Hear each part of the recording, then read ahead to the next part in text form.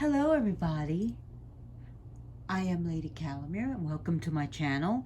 Today I am doing my 30-second video on a primordial Greek deity called Gaia. Now people in America like to call her Gaia, and that's fine, but what I was told, by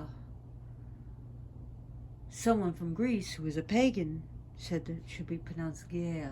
Very soft, Gaia. So please excuse me, I am still sick with COVID-19.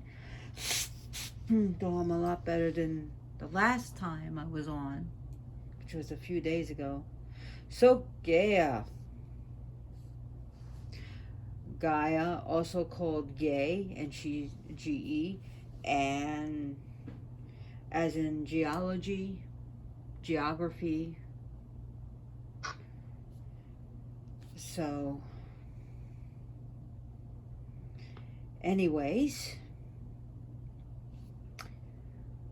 ancient Greek goddess, beyond the gods and goddesses and titans, primordial. Most agree that first came, especially Hesiod. Hesiod said first was chaos, and out of chaos came Gaia. So she created Uranus, her son, and they took each other as a mate.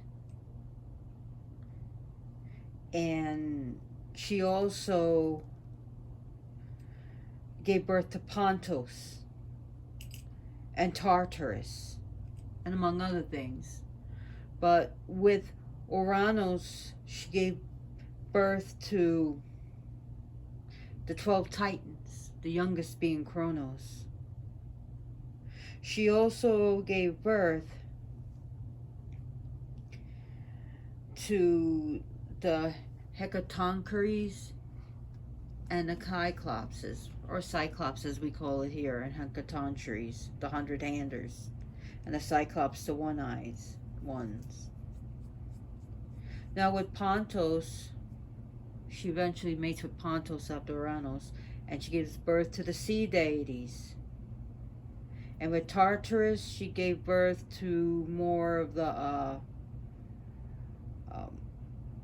you ever hear of the expression, a face only a mother can love? Well, she loved her children. She gave birth to monstrous things, and including Typhon. And there's reasons for that.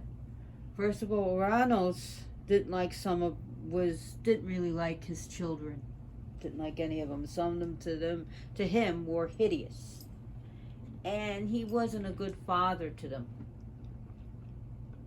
In fact, see, Gaia, you gotta understand, she rises out of chaos. She is the earth. She is a personification of the earth. She is the earth mother, creator and destroyer. She is both kind, loving, and nurturing, and also very destructive. And she does get vindictive, and she has her reasons for it. And she does get angry, and again, she has her reasons for it. She will punish her children when necessary, but she doesn't like it when her children treat each other terribly. Let me show you these beautiful statues that I got. So we got this from Amazon. So I do want to go on with the stories. So Uranus did not like his children, so he would be cruel, he would be mean, and most of all, he locked them up and he stuffed them back kind of inside her or in Tartarus, and this made her suffer. It made her anguish. She loved her children, but it also caused her physical pain doing this. And she did not like his cruelty. So finally, she had enough, and she went to the 12 Titans. She asked for help with a plan.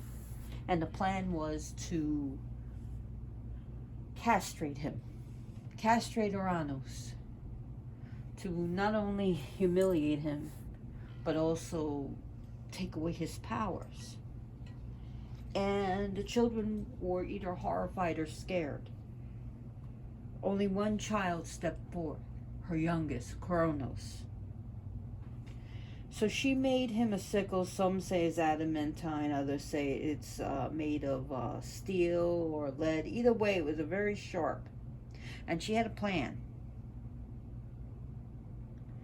The plan was when Uranus comes to cover her, to have him castrated. Now, if I haven't told you before, when, because I didn't, Uranus became the sky, the heavens. When he saw Gaia, he fell in love with her. So every night he would come, and towards night he wanted to lay on top of her and mate with her. Kronos sprang out, chopped off his genitals. And of course Uranus screamed in pain. Blood and sperm fell out. And in my last 2 videos ago, when the blood and genitals and sperm hit the water, Aphrodite was born. But also was born when it hit the earth was the Erinyes. And also the Melee nymphs.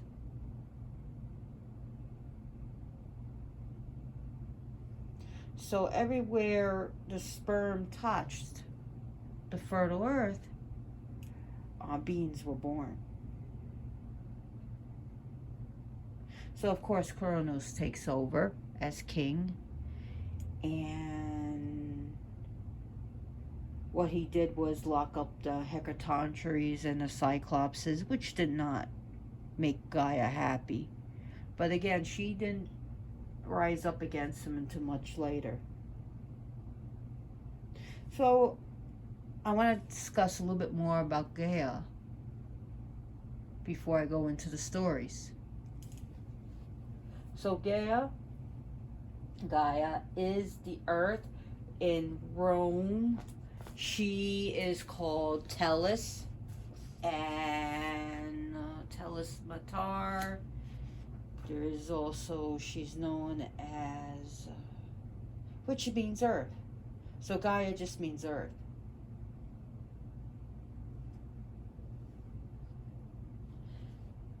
Now Gaia is seen, as you can see how she's seen there. Actually, that's not Gaia right there, but I use her as Gaia, as you could see. I always used it where she's holding nature in her hand. Actually, that's the green man, but it's still nature. And I use that as Gaia, so. But this is more of an Oberon Zale design. That is his actually design.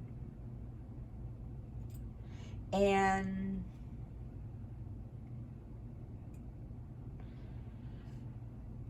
she's seen sometimes, she's seen as sometimes a buxom woman or a big large woman with large breasts, and she's seen with green, like forest greens and blacks, and all manners of creatures around her. One of the things that I didn't say is as she actually, out of her own body, gave birth to the mortals and mortal creatures. So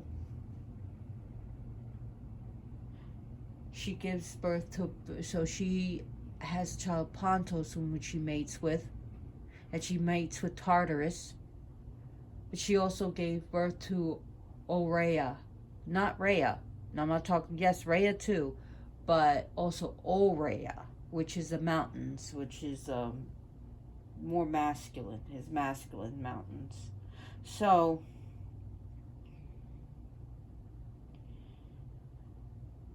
she's sometimes sitting on a throne where she sits very queenly.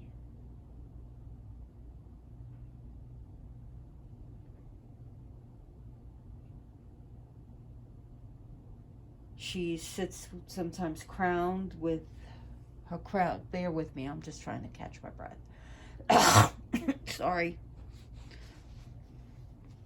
Please remember I have COVID-19. So she sits with a crown with fruits, all manners of fruits and leaves and flowers on her head.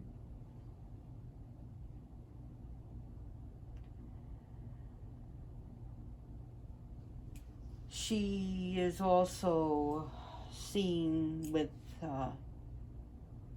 either the earth itself or a lady reclining on the earth. So of course stones and crystals are sacred to her. Definitely malachite is a good stone for her.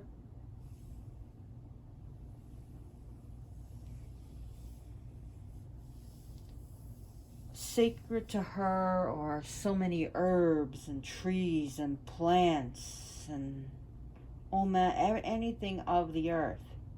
That she is the earth, that she is of the earth, she's a spirit of the earth, and that she is a living biosphere.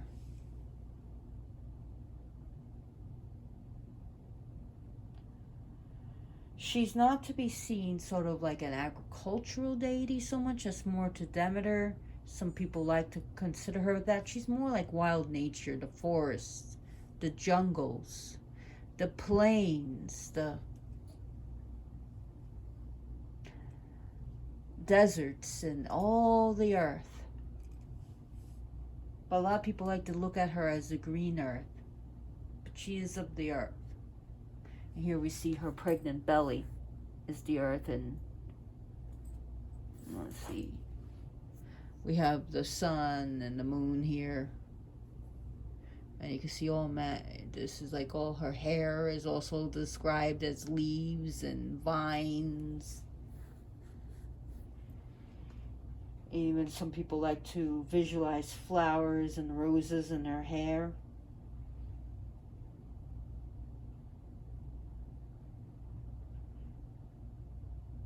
This says that her navel is actually Delphi, which the Delphi oracle was originally hers before it was taken over by Apollo, and that there was a sacred serpent there, and the Delphine oracles, the females, the women, would be called Pythonesses too, as well as her prophetesses. We'll call Pythoness, but also Delphine, the oracle. And as you see in here, like old manner.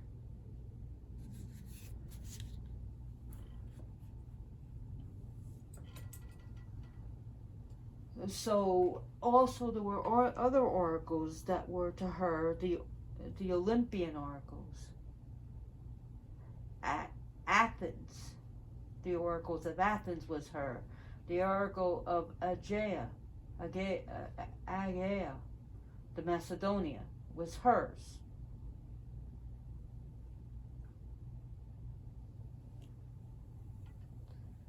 Now, even when Apollo took over, the prayers began by the Delphine was to honor the earth. They would open the prayers with the Earth Mother, even when Apollo took over. Gaia is praised in so many hymns, including some of the famous Hesiod and Homeric hymns.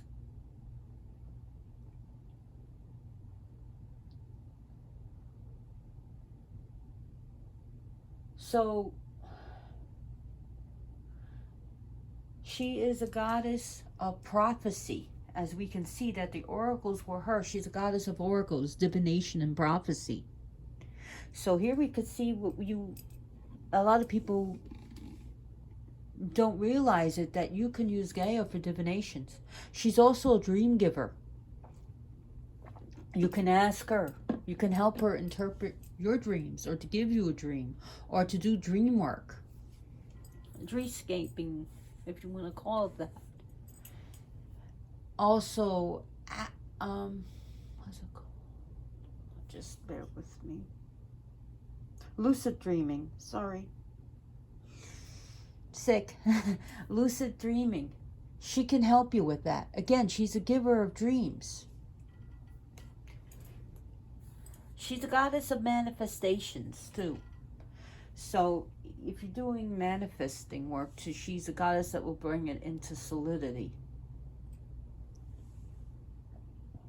She can bring peace and slowness to you. When things are just going too fast, she can give you a steady beat.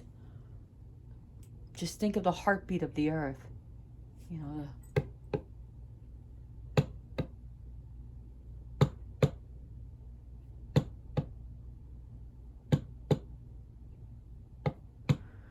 to help you go into that meditative state, to be able to prophesize like her Pythonesses, her sacred Delphi oracles, as they have done, not just in Delphi, but the other oracles, oracular places she owned. Even in Dodona, she owned that one too. That was then Zeus came over that one. I think I went over that in my previous videos on the gods, actually Zeus, if you want to be. So, she's the goddess underneath our feet. She is the divine being. And some people, oh, she's not a goddess, she's not a titan, she's primordial. Whatever. She is beneath our, she's not beneath our feet in a derogatory term. She's a goddess that we can look down. She's chthonic. She's of the earth, in the earth.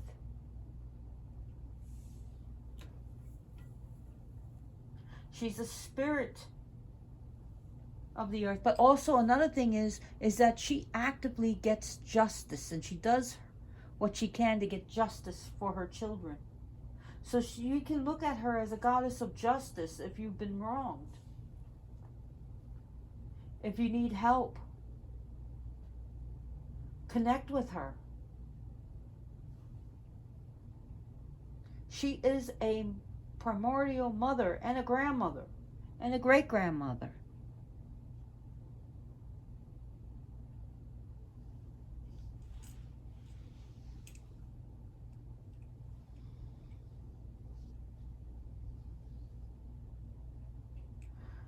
So, let's go back a little bit to the stories. Kronos kept, as I said, the Cyclopses, the Cyclops, the Hecatoncheires locked up. Not only that, she got angry, so Kronos was made aware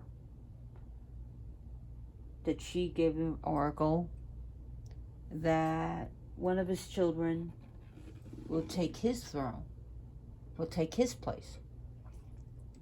Kronos was upset. Now Kronos takes Rhea as a mate, and each child he has, the Olympians, he swallowed.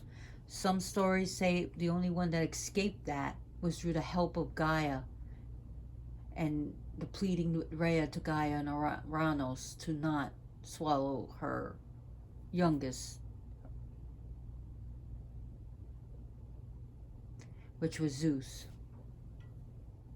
Other stories says that Poseidon was protected as well, but it was Zeus who actively saved his siblings. So it was Gaia who told Rhea what to do, to put a rock in Swaddling Claw and give it to Kronos. Kronos didn't even bother looking, he just swallowed. Put it in his belly like he did with his other siblings. And that he was raised in a cave, protected by Gaia and by other beings. And now she was the one to help plot against Kronos. Now after she helped Zeus and the Olympians win. Zeus did and the Olympians did the unthinkable, and she got angry at Zeus and the others, especially Zeus, because he took his father's throne and locked locked Kronos up and cruelly treated the others, even though he freed the Cyclopses and Hecatoncheires, which they were, forever grateful to him. She plotted against Zeus. So after the Titanmachy came the Gigantomachy, where with Tartarus, she gave birth to several other children to overthrow Zeus.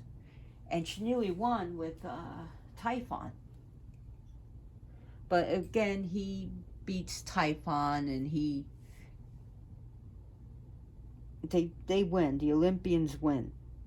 And Gaia was still angry at him for what he did to these other children, what happened to Typhon. And if you're interested in that, please look at my other video, because I want to move on. I have so much to discuss. And I don't write down notes, so it comes from my head, remembering things and working with these deities and my own experiences. So please bear with me, and plus I'm sick. Oh. So anyways, she told him that just as Kronos took over the place of Uranus, and just as Zeus took over the Kronos, you will bear a child that will take over you. After hearing that, Zeus eats his consort, Metis, and then of course afterwards he has a terrible headache, and Zeus gets the help of sometimes Hephaestus, sometimes the story is that way, and out comes Athena, which one day I will discuss with her and the other deities. And she comes out victorious with a shield and spear, and she's fully clothed, and she comes in rising from his head. But Zeus keeps his throne.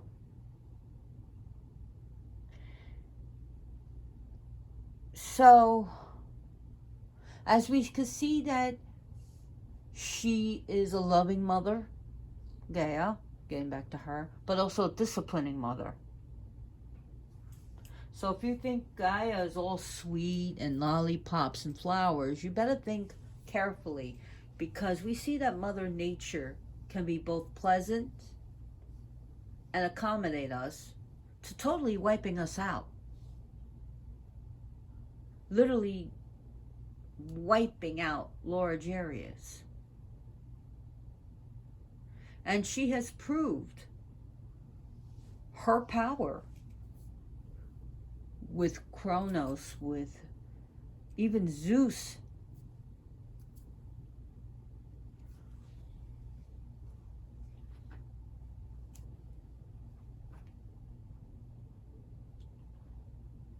So, other things about Gaia.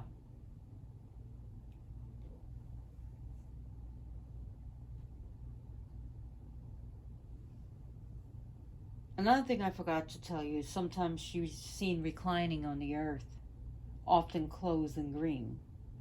She wears green clothes. And she is sometimes even accompanied by the Carpoi, troops of Carpoi, and the Horae, the seasons.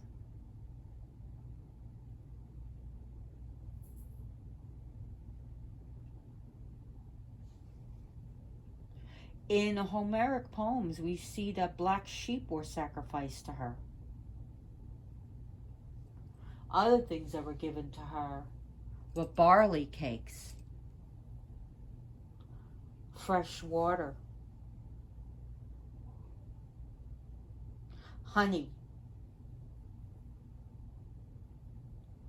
Other things that you could give to her, fruits and vegetables. Or you can give her a cornucopia stuffed with foods and vegetables and little treasures. You can give her stones and rocks. Burn incense to her. Give her thanks for your life. Now, before digging, like if you know, some before like planting or digging, you can fill a hole and place, you know, shallow hole and place offerings in these small holes to her.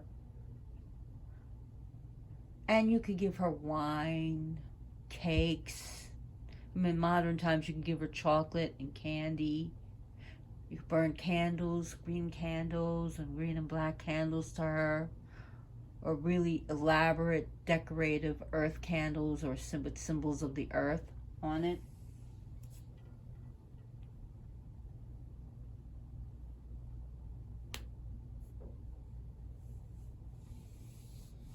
And as the Delphi, before they began their oracular and their prayers, what they would say is like, first in my prayer, before all other gods and goddesses, I call on Gaia, the primeval prophetess.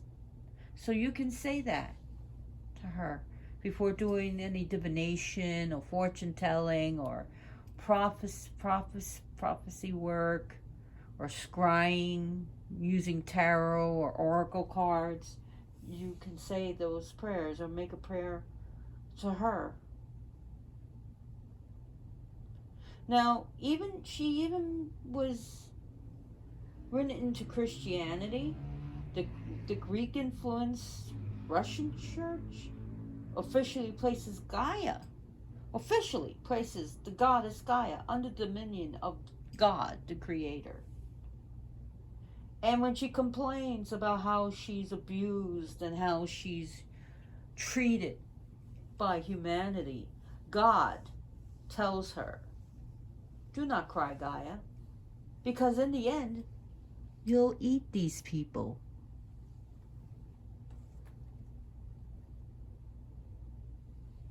When we're buried, the earth takes us back. Even when we're cremated and our ashes thrown, the earth takes us back. When there's major destruction and we're not even buried, the earth will take us back. The earth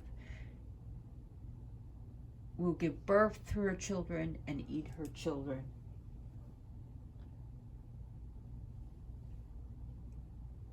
Like a compost. And that's a way to help earth, is a compost. And you're feeding the earth and you're feeding all her creatures.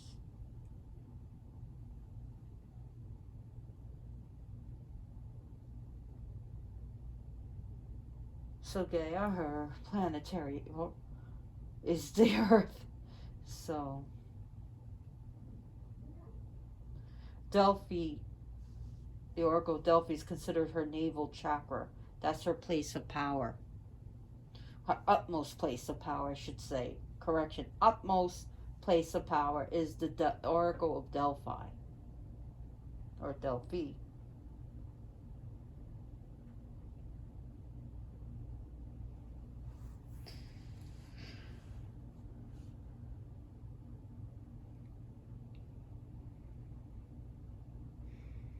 So it depends on which tradition that you're working with, is how old she is. Some look at her. Who were they? The child of ether, and I'm trying to think of the other one. That she actually does have parents. But I don't follow that one. Ether and Hemera. I'm not sure too much of who Hemera is, so I don't know everything.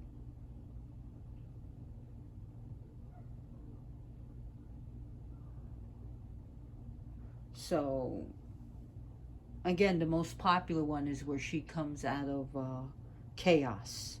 She's the second being, first chaos in her.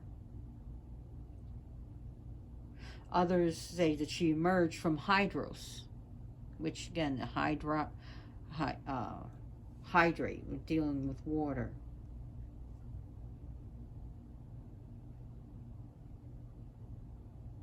So without a mate, she creates Uranus, the Aurea, Pontus, and Tartarus. She also creates she creates mortal life.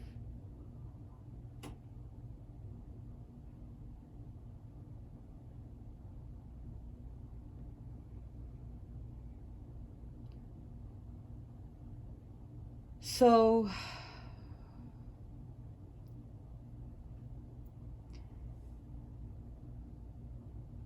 we should give thanks to Earth for all the provisions, for its shelter, for life, just about everything.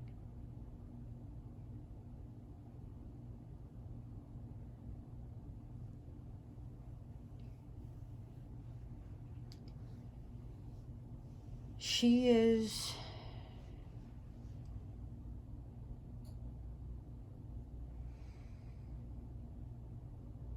could be seen, some people have encountered her human size, but she's also can be seen almost like the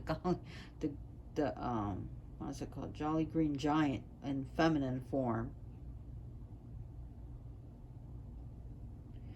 Gaia, and you could spell, you're going to see her spelled different ways: Gaea, Gaia, and Ge.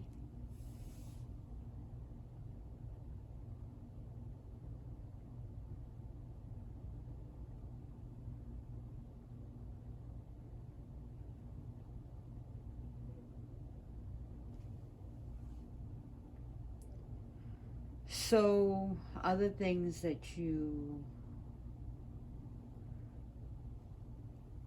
may not know is, like, when I say she's a goddess of prophecy, she can help you with your psychic powers. That's something to remember. To help you with your psychic powers, to develop it, to nurture it. And also, you ever hear of mother's intuition? She can help you with that.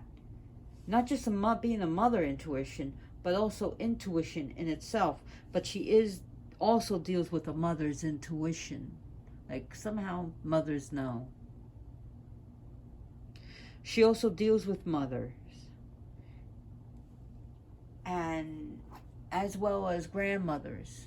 She deals with men too, but she also deals a lot with women, as well as pregnancy and hoping to become fertile as the earth. And I know there's other goddesses dealing with pregnancy, and they really specialize in that. But she also does. And remember, this is not Highlander where there can only be one. There are so many deities in the Greek religion in ancient Greece. So she's a goddess of maternal power, the maternal instincts, the maternal duties of lactating, giving birth, becoming fertile. She deals with all that.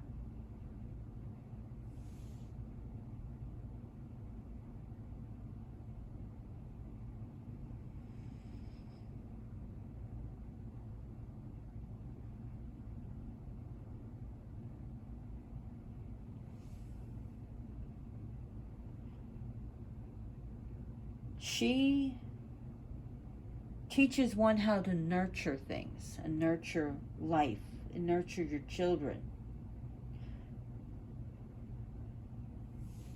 To nurture yourself. To also sometimes to learn how not only to mother others, but mother yourself. Sometimes we need to be a parent and guide to ourselves.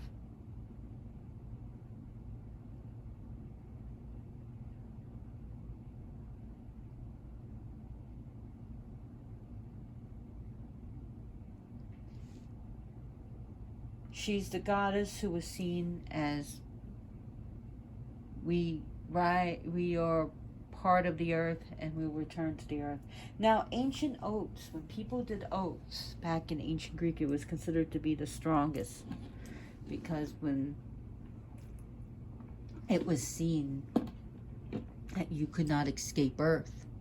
So making an oath with Gaia meant that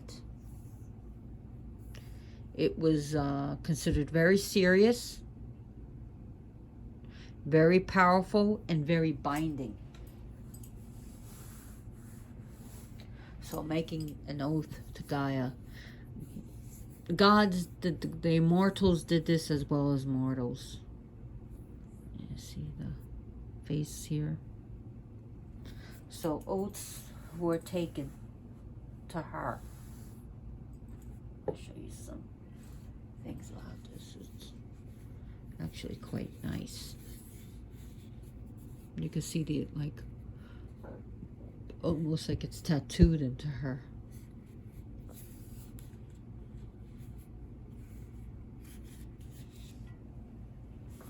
So that's something I don't know if you guys realize that.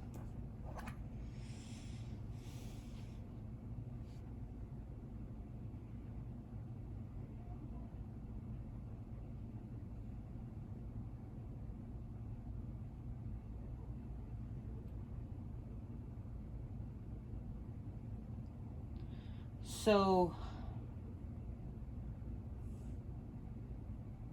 Gaia has this rawness about her, the rawness of nature.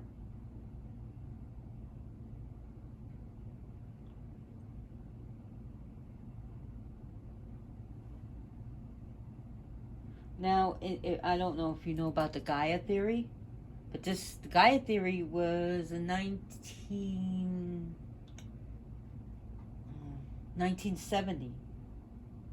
And the chemist James Lovelock, Lovelock, along with the wife of Carl Sagan, she, what's her name, Lynn? Her name was Lynn. And they proposed that the earth is a living thing, self-regulating the elements to sustain all life on it. So this was revolutionary hypothesis, and was kind of seen heretical, but has now kind of by some accepted.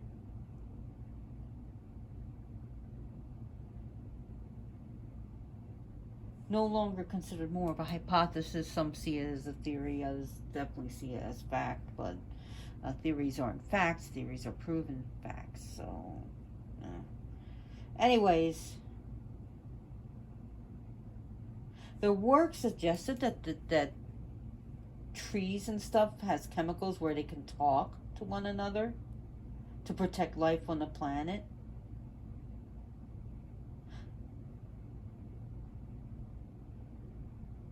So, if you're interested in the Gaia theory, so some people want to rename our Earth Gaia, because since all the other planets have god names except for the moon, or which we call the moon, and the sun, they want to rename it as Gaia.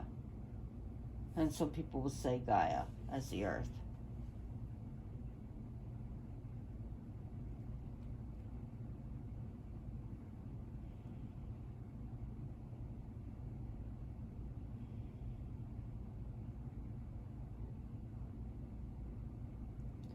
So,